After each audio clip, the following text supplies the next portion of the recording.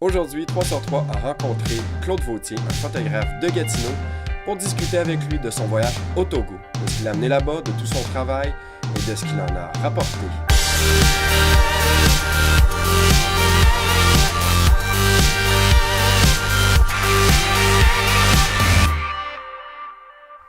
Salut Claude. Salut! Comment ça s'est présenté pour toi, ce voyage humanitaire-là au Togo que tu as fait récemment? C'est des circonstances assez drôles, je devrais dire. J'ai participé comme photographe au défi Champlain l'été dernier. Le défi Champlain, le but du défi, c'était de ramasser des fonds pour les hôpitaux du C3S de Gatineau. Donc, on est parti 20 personnes en canot pour remonter l'Outaouais. Puis, ça a duré 10 jours de temps. Puis, dans le voyage, il y avait Elisabeth Duncan, avec qui j'ai fait un autre défi similaire il y a 2 ans. Puis Elisabeth revenait d'une mission humanitaire à Haïti. Puis elle a montré une vidéo qui avait été faite sur la mission à Haïti. Donc je l'ai regardée, puis après la vidéo, j'ai dit à Elisabeth, Elisabeth, j'adorerais ça, documenter ce genre de mission-là, si jamais vous avez besoin d'un photographe. Puis 2 semaines après, elle m'a envoyé un courriel pour me dire qu'il y avait une mission au Togo, une mission humanitaire au Togo qui était prévue du 6 au 16 décembre. Puis disons que mon horaire était plein pendant cette période-là, mais j'ai réussi à dégager mon horaire pour participer comme photographe à la mission. C'était vraiment mon rôle, c'était d'être le photographe officiel de la mission. C'est quoi les préparations à faire quand on commence à penser à préparer notre voyage? Comment ça se passe? Comment ça s'est passé pour toi? Je suis habitué de voyager. Donc, pour moi, c'était un autre voyage. Sauf que quand on va au Togo, c'est une zone à risque au niveau de la malaria. Il y a eu plusieurs vaccins à prendre, comme tous les voyageurs. Puis au niveau de l'équipement photo, c'est toujours la question, qu'est-ce que j'amène pour que ça soit transportable, sans amener tout mon équipement, mais en étant capable de garantir que la photo que je vais faire va être bonne, mais surtout en prévoyant aussi les choses qui peuvent arriver durant un voyage, comme un bris d'appareil photo, un bris d'objectif, ces choses-là. Donc, je suis parti avec 2 boîtiers, une série de lentilles d'objectifs fixes, puis avec un seul zoom, puis des flashs, un trépied. Et c'est tout ce que j'avais comme équipement. En plus, naturellement, de tout l'équipement pour les photos, les cartes mémoire, un disque dur, j'avais mon ordinateur portable pour faire la post-production sur place. Et je pense que tu as fait aussi un peu de vidéo, et donc tu faisais ton vidéo avec ton appareil photo, oui. C'est ça? Oui, définitivement. Aujourd'hui, les appareils photo nous permettent de faire de l'excellente vidéo. C'était pas vraiment prévu que je fasse de la vidéo, sauf que durant la mission comme telle, on m'a demandé de filmer pour être capable de faire un montage audiovisuel par la suite. Donc, j'ai filmé aussi durant la mission, à plusieurs reprises d'ailleurs. Est-ce que tu avais un plan d'action pour tu étais là 4 jours? Oui. Est-ce qu'il y avait un plan d'action préétabli ou est-ce que tu y allais comme tu voulais là? J'ai été chanceux parce que l'organisateur me faisait totalement confiance, même s'il ne me connaissait pas. La seule personne qui me connaissait durant le voyage, c'était Elisabeth. Puis, ils m'ont laissé complètement faire, sauf que c'était entendu que je devais filmer chacune des portions de la mission, pas nécessairement filmer, mais prendre des photos de chacune des portions de la mission. Puis la mission comportait plusieurs volets, dont un volet examen de la vue, qui était le volet principal. Il y avait 4 optométristes avec nous. Donc, il y avait les examens de la vue au complet. On a fait 1200 examens de la vue pendant 4 jours. Ensuite, suite aux examens de la vue, les gens revenaient avec une prescription. Puis là, on leur donnait des lunettes. Puis on avait amené 4500 paires de lunettes du Canada. Les lunettes qu'on donne un peu partout dans les centres d'examen pour les yeux. On voit souvent des boîtes lorsqu'on recycle les lunettes. Mais en fait, ces lunettes-là sont données à Optométristes sans frontières, puis on les a amenées au Togo. Donc, le dispensaire s'occupait de distribuer les lunettes selon la prescription qu'il avait reçue. Il y avait également 2 ophtalmologistes avec nous qui devaient faire des chirurgies des cataractes, mais il y a eu un petit problème, donc finalement, ils en ont fait seulement 7 chirurgies de cataractes, mais ils étaient équipés pour en faire 75. Ça fait que ça n'a pas fonctionné.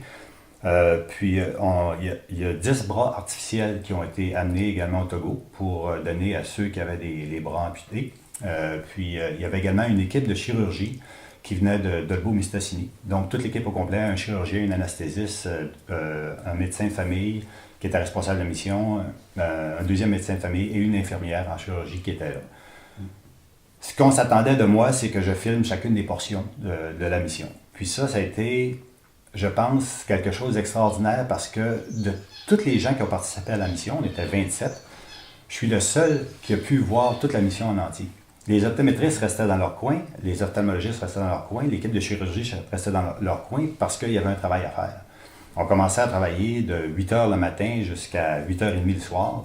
Puis on n'avait pas le temps de commencer à se promener entre les différentes parties de la mission pour voir qu'est-ce qui se passait. Donc pour moi, c'était quelque chose d'extraordinaire. Est-ce qu'on parle de photographie en extérieur ou en intérieur? Les deux. Vraiment les deux. En extérieur, ce qui était intéressant, c'est qu'il y avait une foule énorme. Parce qu'il y a eu de la publicité qui a été faite, beaucoup, pour dire qu'il y avait une équipe qui venait du Canada pour faire des examens de la vue. Bon, il faut comprendre qu'au Togo, là, c'est un pays extrêmement pauvre. Ils n'ont pas la possibilité d'avoir des examens de la vue de façon régulière. Donc, dans tous les villages autour, il y avait eu des annonces. Donc, la foule s'est retrouvée à l'hôpital de Dapong, où on était. Puis, il y avait une foule de monde à tous les jours là, qui attendait pour des examens de la vue. Puis, ça, c'était intéressant parce que il y a eu des réactions de foule. C'est que c'est pas tout le monde qui pouvait passer. On n'avait pas les capacités de passer des milliers et des milliers de personnes. On a quand même fait 1200 examens de la vue durant la semaine. Mais la façon dont ça fonctionnait, c'est que chaque personne devait d'abord obtenir son carnet médical et ensuite obtenir un papier pour être capable de passer son examen de la vue. Mais quand le responsable sortait de l'hôpital avec ses papiers pour les distribuer, là, c'était pratiquement un mouvement de foule qui se ramassait autour de lui. Puis là, ça parlait fort, ça se bousculait, ça brassait. Ça fait que ça a été des moments assez intenses, en fait, que j'ai pu photographier et filmer également. Puis à l'intérieur, bien, naturellement, tout ce qui touche les examens de la vue, l'ophtalmologie et la chirurgie, j'étais à l'intérieur pour faire le travail. Si on parlait un peu de conditions techniques, lumière, je sais qu'on entend souvent dire que la lumière en Afrique est dure. Oui. Est-ce qu'il y a le côté poussière aussi, côté environnement? Oui. C'est quoi les plus gros défis que tu as rencontrés avec ça? La lumière, ça a définitivement été le plus gros problème. C'était toujours ensoleillé. Et le soleil donnait des ombrages extrêmement durs. Donc, pratiquement toutes les photos que j'ai sous-exposées pour être capable de m'assurer que les lumières, les blancs n'étaient pas brûlés. Sauf que j'ai plusieurs photos où les blancs sont quand même brûlés parce que j'avais pas le choix de quand je voulais prendre les photos. C'était durant la journée, donc de 8 h le matin à 8 h le soir, mais à partir de 5 h, il n'y avait plus de lumière. 5 h 30, il n'y avait plus de soleil, là, parce que ça descendait quand même assez rapidement. Donc ça a été un problème. Au niveau de la poussière, il y avait une poussière constante, partout, parce que les chemins sont tous en terre. Ouais. Donc, comme il faisait chaud, là c'était après la saison des pluies, il y avait une poussière constante partout là, dans le pays, autour de la ville, puis où on était. Donc, ça a été un problème, mais ça n'a pas affecté mes appareils. Okay. Donc, j'ai quand même des bons appareils qui réagissent très bien à la poussière. Ça fait que j'ai pas eu de problème de ce côté-là. Okay. Est-ce que tu peux me parler de quelques-uns de tes moments forts dans cette mission-là? Le moment le plus fort, ça a été quand l'équipe de chirurgie m'ont demandé de rentrer en salle d'opération et de filmer l'opération qu'ils faisaient, parce que c'est pas quelque chose qu'on a au Québec. Donc, ils m'ont demandé vraiment si je me sentais à l'aise de faire ce travail-là. Puis j'ai dit, écoutez, je ne sais pas, je suis jamais rentré dans une salle d'opération. Puis j'ai dit, on va le savoir quand je vais rentrer, puis quand je vais commencer à prendre des photos et à filmer. Donc, je suis rentré avec mes 2 appareils photo, mon trépied. J'ai pas utilisé de flash parce que ça pouvait nuire à l'opération. Puis j'ai pris plusieurs photos et j'ai pris surtout plusieurs extraits vidéo. Mais là, le problème que j'avais, c'est que j'avais pas prévu du tout de filmer en salle d'opération. Puis la salle d'opération, c'est vraiment comme on voit dans les films. Il y a un gros spot light qui éclaire directement à un seul endroit, qui donne énormément de lumière. Les chirurgiens ont des gants blancs en plastique, donc qui reflètent beaucoup de lumière. Malheureusement, j'ai des extraits vidéo qui sont complètement gâchés à cause d'un mauvais contrôle de lumière. Puis quand je m'en suis aperçu, parce que j'ai eu l'occasion de filmer 3 opérations, après la première opération, je me suis aperçu qu'il fallait vraiment que je réduise la lumière, que je sous-expose. Puis ça a donné des résultats pas mal satisfaisants. Vraiment, là, c'était un moment extraordinaire de la journée. Je suis resté en salle d'opération pratiquement toute la journée. Et si je comprends bien aussi, ta conjointe t'a Oui. suivi là-dedans. Oui. Comment est-ce qu'elle a réagi à tout ça? Est-ce qu'elle t'a aidé dans ta photographie? Est-ce qu'elle a participé? En fait, non, elle ne m'a pas aidé dans ma photographie, mais elle était là comme bénévole au dispensaire. Ah, OK. Donc, son rôle, c'était vraiment de trouver les paires de lunettes qu'elle allait remettre. Il a fallu d'abord qu'elle s'habitue à lire des prescriptions de lunettes. Puis, il faut s'entendre que quand une prescription pour les yeux, c'est très, très, très précis. Puis, les lunettes qu'on avait amenées, même si on avait 4500 paires, c'était pas garanti qu'on allait avoir la prescription exacte pour la personne. Donc, il fallait qu'elle fouille dans toutes ces lunettes-là. Elle retourne voir souvent les optométristes, dire « OK, on n'a pas ça là, qu'est-ce qu'on pourrait donner à la place? » Et les optométristes disaient « Bon, ben, tu donnes ça à la place, puis ça va faire. » Puis c'était de trouver les lunettes. Des fois, là, elle pouvait passer 1 heure à chercher la bonne paire de lunettes pour être capable de remettre à la personne. Ouais.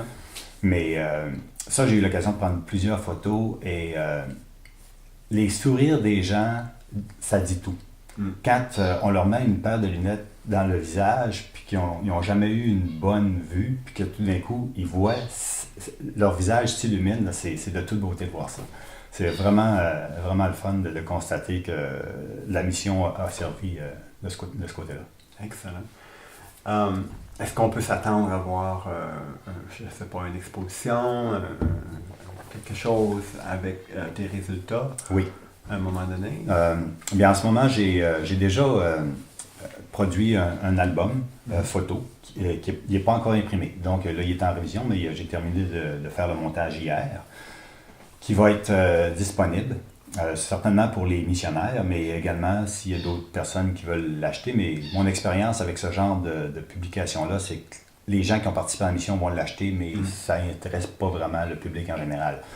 Mais ce qui va être plus intéressant, c'est que je vais commencer une production audiovisuelle, donc montage photo et montage vidéo. Et j'ai déjà une conférence avec le club de photographie polarisée de l'Outaouais prévue pour la fin du mois de mars.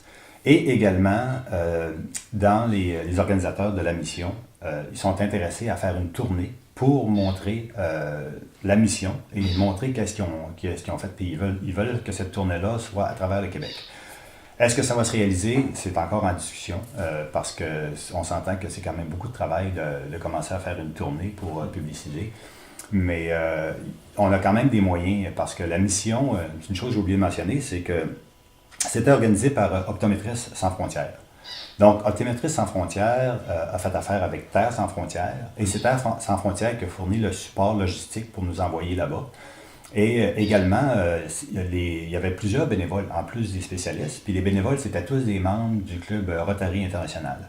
Donc, il y a quand même une visibilité qui peut être assurée à travers ces 2 organismes-là, Rotary International et Terre sans frontières, qui vont éventuellement utiliser cette vidéo-là et peut-être l'album photo dans leur publicité.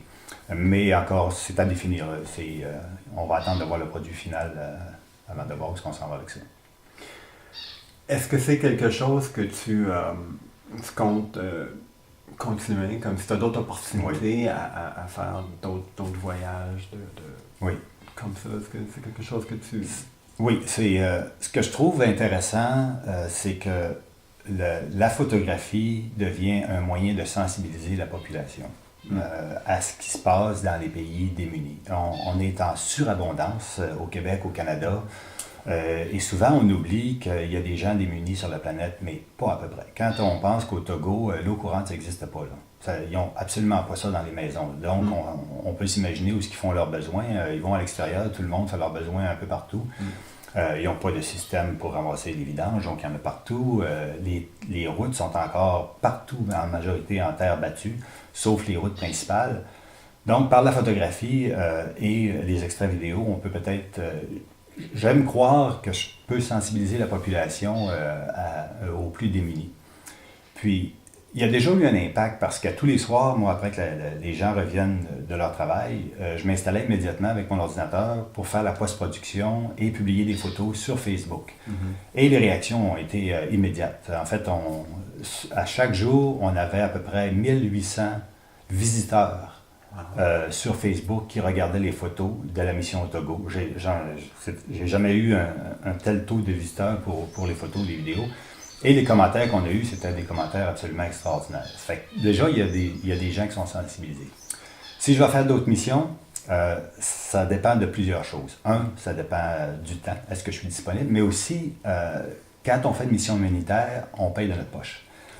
Cette mission-là nous coûtait 6 000 $ par personne.